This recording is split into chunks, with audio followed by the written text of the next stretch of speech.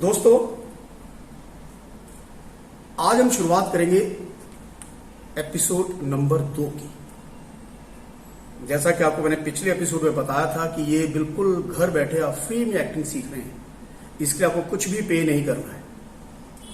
पिछले एपिसोड में मैंने आपको बताया था एक्टिंग के इतिहास के बारे में, और आपको याद होगा मैंने उसमें नौरस का भी जिक्र किया था कि नौरस हिंदुस्तान में कैसे आए।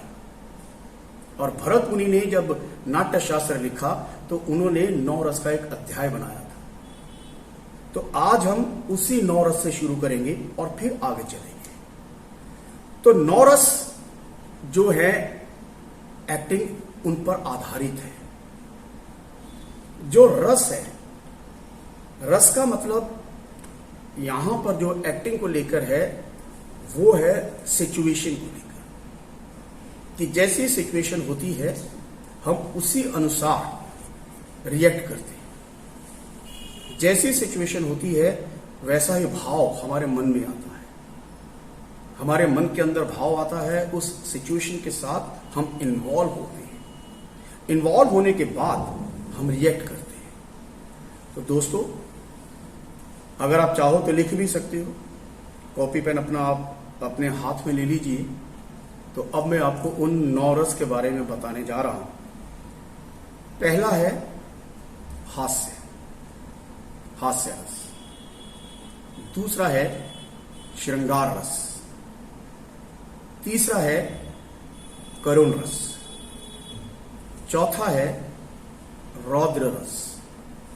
पांचवा है वीर रस।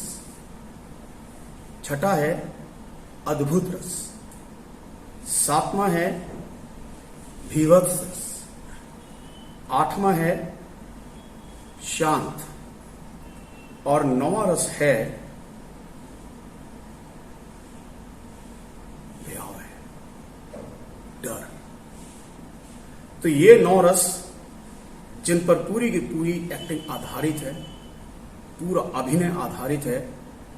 उम्मीद है आप लोगों ने पूरे के पूरे 9 रस लिख लिए होंगे। तो अब हम आपको एक एक रस के बारे में बताते हैं, किस रस का क्या महत्व है। सबसे पहले मैंने आपको बताया हास्य रस। हास्य मतलब कॉमेडी। यहां मैं एक बात और भी आप लोगों को क्लियर कर दूं दोस्तों, हास्य रस, हास्य कॉमेडी, इसके पीछे लोगों की बहुत गलत विचारधाराएं हैं। हास्य रस का मतलब लोग ये समझते हैं खुद हंसना।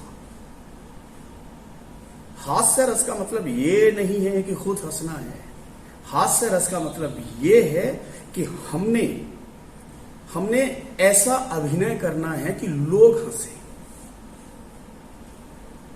क्लियर है? समझ आ गया आपको? तो हास्य रस यानी कि कॉमेडी। एक बात मैं आपसे यह पूछना चाहता हूं, कॉमेडी का इतिहास क्या है? कॉमेडी कहां से आई, कैसे उत्पन्न हुई, कैसे लोगों ने यह समझा कि यह हास्य है? मैं आपको थोड़ा सा पीछे ले जाना चाहूंगा इसके इतिहास में। हिंदुस्तान में जब संस्कृत नाटक हुआ करते थे तो उनमें एक कैरेक्टर हुआ करता था विदूषक। कॉमेडी में जैसे आजकल हम बोलते हैं कॉमेडियन, तब उसका नाम होता था विदूषक। विदूषक मतलब कॉमेडी करने वाला आदमी, लोगों को हंसाने वाला। तो उसके हाथ में एक छड़ी हुआ करती थी जो टेढ़ी मेढ़ी होती थी और वो लचकदार होती थी। तो जैसे वो जरा सा डरता था, जब उसको डराया जाता था तो वो जो छड़ी है उसके ऊपर जोर देता था तो वो छड़ी लचकते नीचे आती थी। जैसे वो नीचे आती तो उसकी बॉडी भी ऐसे करती थी। तो लोग उसको देख के हंसते थे। जब लोग उसको देख के हंसते थे तब बुद्धिजीवी वर्ग ने यह कहा कि जब एक छड़ी लोगों को हंसा सकती है तो एक आदमी लोगों को क्यों नहीं हंसा सकता ऐसी हरकतें करके जैसी छड़ी कर रही है। फिर धीरे धीरे वो विदूषक से जोकर बना। जोकर यहां पर कलर करना, यहां कलर करना, यहां कलर करना, सर के ऊपर एक टोपी ले लेना, आंखों के ऊपर कलर कर लेना। तो विदूषक से जोकर आया। जोकर ने अपनी उल्टी सीधी हरकतों से जो छड़ी करा करती थी वैसी उल्टी सीधी हरकतें करके लोगों को हंसाना शुरू किया। कभी ऐसा भी होता था कि वो जो जोकर होता था वो कद का छोटा होता था, तो उसका चलना ही अपने आप में एक हास्यास्पद पैदा करता था। उसका चलना, उसका गिरना, उसका ऊंची चीज को ना पकड़ पाना, ये भी एक हास्य उत्पन्न करते हैं। और अगर हम उसके बाद आए तो चार्ली चैपलिन भी बिना बोले हास्य पैदा करते आए हैं। और अगर उसके आगे चले, फिर उन्होंने इसको और आसान करने के लिए उसका नाम कर दिया कॉमेडियन। अगर मैं इसका सीधा सीधा आपको मैं वर्णन करके बताऊं, अगर मैं बोलूं विदूषक, तो आप में से बहुत सारे लोग तो ऐसे जिन्होंने ये नाम ही पहली बार सुना होगा, विदूषक। और अगर मैं बोलूं कॉमेडियन तो आप एकदम समझ जाओगे, कॉमेडियन मतलब कॉमेडी करने वाला। जबकि विदूषक भी वही काम करता है जो आज की तारीख में कॉमेडियन करता है।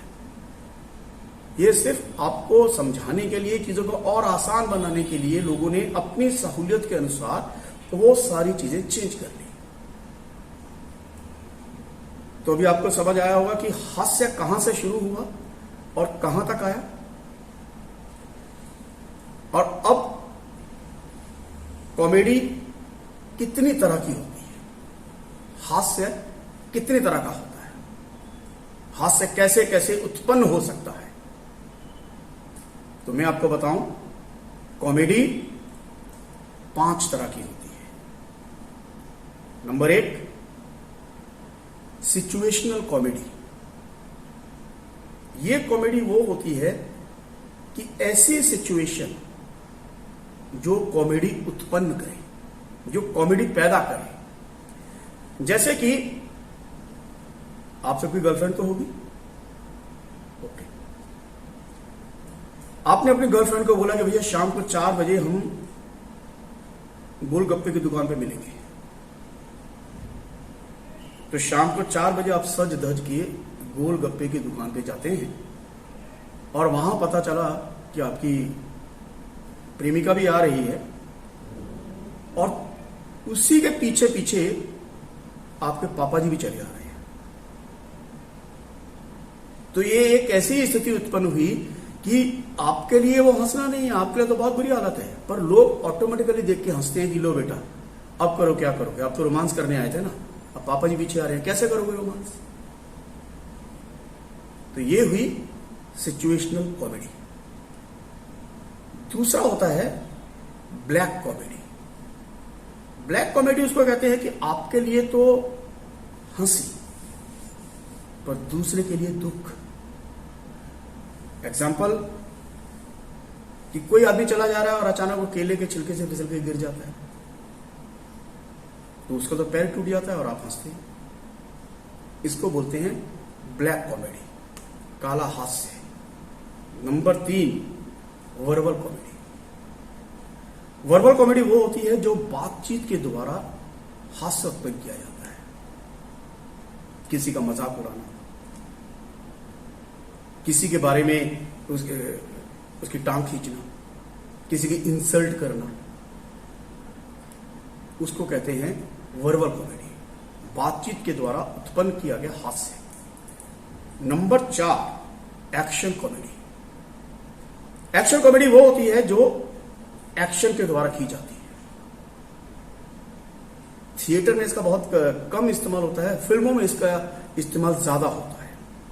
इसका अगर मैं आपको एग्जांपल दूं तो इसका सबसे जीता जाता एग्जांपल है हेरा फेरी। अक्षय कुमार और परेश रावल की जो फिल्म थी वो प्योर एक्शन कॉमेडी है। और 5वीं कॉमेडी होती है स्लैपस्टिक कॉमेडी। स्लैपस्टिक कॉमेडी वो होती है, कई बार आपने देखा होगा कि बहुत सारे लोग बातों को बढ़ा चढ़ा कर बताते हैं कि भाई आज मैं वहां गया और मैंने 10 लोगों को पीट दिया और भाई एक भी आदमी सामने टिका नहीं, और जबकि हमें पता होता है कि पीट के नहीं पिट के आया है। पर लोगों की आदत होती है कि बातों को लंबा लंबा बढ़ा चढ़ा कर बोलना। तो इसको कहते हैं स्लैपस्टिक कॉमेडी। स्लैपस्टिक जो शब्द है वो आया है इलास्टिक से। जैसे इलास्टिक को लंबा खींचते चले जाते हैं और वो लंबा होता चला जाता है, वैसे ही ये होता है स्लैपस्टिक।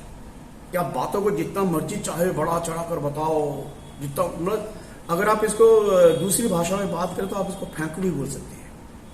ये कई लोग बहुत बातें फेंकते हैं। तो ये मैंने आपको बताया 5 तरह की कॉमेडी के बारे में। ये है पहला रस।